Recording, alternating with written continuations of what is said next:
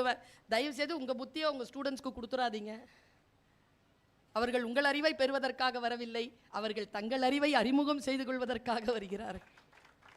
அதில் யார் பேச்சாளர், யார் ஓவியர், யார் சிற்பி, யார் நிர்வாக அதிகாரி, யார் ஒரு பெரிய அரசியல்வாதி, யார் எழுத்தாளர் என்பதனை கண்டுபிடித்து அவர்களுக்கு சொல்லக்கூடிய வேலையைத்தான் கல்வி செய்ய வேண்டும், கல்வியாளர்கள் செய்ய வேண்டும், ஆசிரியர்கள் செய்ய வேண்டும் என்று நான் அடிக்கடி சொல்வேன்.